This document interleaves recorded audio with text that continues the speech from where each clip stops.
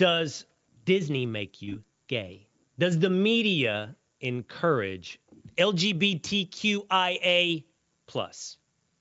I'm being somewhat intentionally inflammatory and asking you that question. But I got in a little bit of hot water late last week when I said on Fox and Friends that Disney has in fact seen a market opportunity in the growth, the perceived growth, and perhaps the statistical growth of what is identified as LGBTQIA within Gen Z.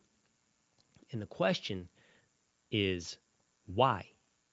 First, let's deal with Disney. As part of the tapes released by Chris Rufo inside a Disney meeting, you can hear from one executive who says that according to her son, Gen Z is something like 30% more queer than previous generations. Listen.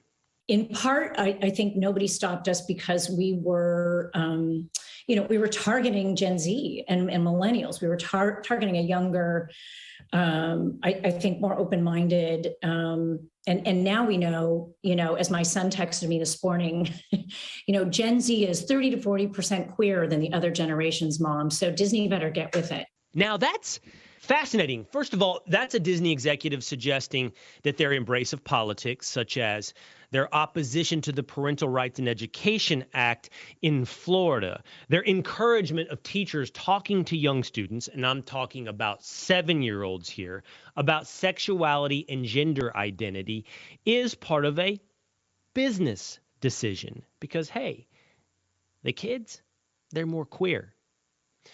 People have mocked that clip as, oh, she talked to her son, how scientific, but I wouldn't do that. I wouldn't dismiss her analysis. This is Disney. They know what they're doing. And her stats may not be that far off.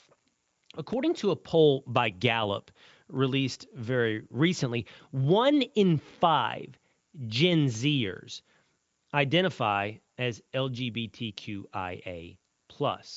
1 in 5, 20%. That is a massive number that defies all historical estimates and all scientific data-driven numbers up to this exact moment in time. So the question, quite honestly, is why? Why would 20% of Gen Zers identify as LGBTQIA? Let's go through the potential reasons. First, there is the potential reason that we're just more accepting in 2022. The numbers haven't changed, just the openness. People are more willing to tell you they are one of those letters in the acronym.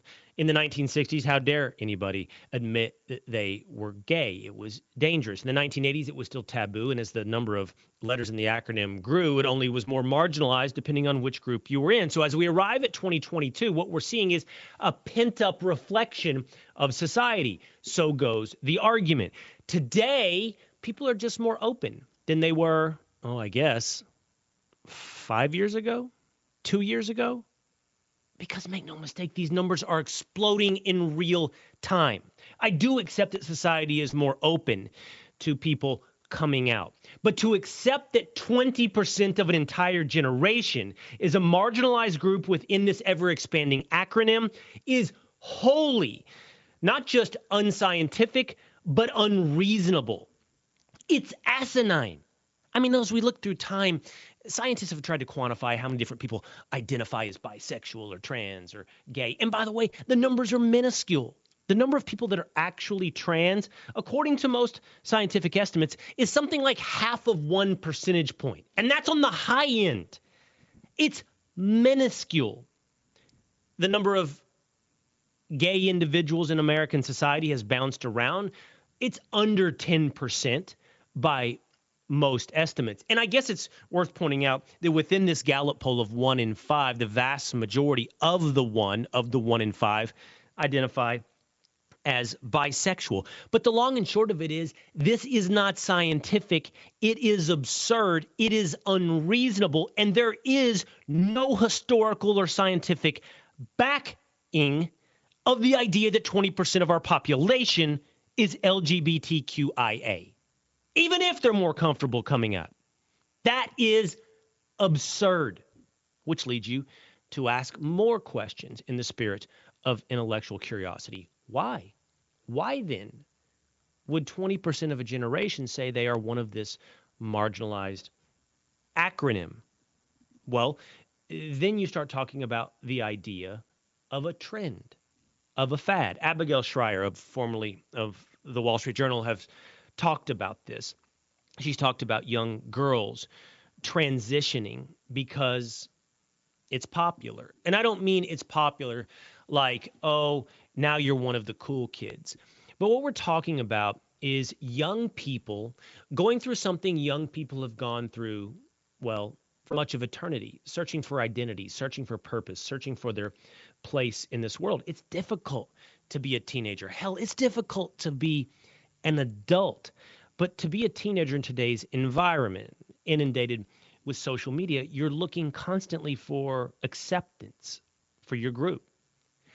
Have you ever seen the videos of kids coming out on social media, announcing, almost never to their family, but always to their friends, I am pansexual, I am asexual, I am whatever? Have you ever seen those videos? Man, they're met with not just acceptance and not just celebration, they're met with adulation. It's an absolute love fest in the moment that you come out. It's the quickest and easiest way to acceptance, to identity. But here's the problem, as Abigail Schreier has pointed out, it's short-lived. It's fool's gold. It's a sugar high. It doesn't last. This is shown in data of the number of young girls who detransition not long after going through their coming out party, after coming out and going through their transition. The problem in many of these cases is the damage has been done. Medical procedures often have been pursued. It isn't the identity that lasts because it is in part, in some cases, and not in all, but in many cases, part of a fad, a trend, a social contagion. It is something that is not just accepted, but it is encouraged. And then therefore, you get more of it. And then steps in the media. Do I think Disney makes your kid gay? I ask that question to be inflammatory, and my answer is no. I don't think Disney is out there driving an agenda to try to turn America homosexual. But I do think what happens is companies, media, looks for that same short-lived acceptance. They start integrating it into their content. They start celebrating it during commercial breaks on Nickelodeon. And the whole thing then becomes a self-feeding snake. It's a mechanism of which the celebration is accepted, the acceptance is celebrated, the celebration is put onto mainstream media, it is given a platform, it is given a spotlight, and you get more. It's not true identity. It's not a true reflection of reality, of the number of people who are truly going through gender dysphoria. That, by the way, is a medical condition. It's a psychiatric medical condition. It's in the psychiatric handbook, the catalog of conditions for which you can be treated. And never has it been suspected that 20% of the population or of a generation falls within one of these groups. We're far beyond science. We're far beyond reason. We're clearly in the world of trend and fad. And that is, without a doubt, being fed by peer groups, by social media, and yes, by mainstream media who wants to tap into it, not just for their own social acceptance, but for business. as reflected in that sound we just played from a Disney executive. I want to end with this. Truthfully, in the end, I don't think this is about homosexuality or bisexuality or transgenderism. I don't think what Disney or media or even peer groups and young people are truly seeking is a sexual experience, a sexual identity, a gender change. I don't think that's what they're truly seeking. They're just seeking purpose and identity. And all of this, they're just modern words layered on top of the time-honored tradition of victimhood. America has made victimhood the highest, most celebrated form of identity. Critical race theory, critical queer theory, identity, and victimhood. That's true power. That's true belonging. That's true identity. We've incentivized it. We've pitted each other against ourselves. We've pitted ourselves against each other. And there are those that profit, those in media, those in politics, and those in power who profit as we are at each other's throats, as we compete to be the highest victim, as we scrape for little bits of power over each other and grant massive amounts of power to those that divide us on identity. Trans, gay, straight, cis, doesn't matter. Be a victim and turn to someone else for power and pass a few bucks to them along the way. Does Disney make you gay? Not that there's anything wrong with that.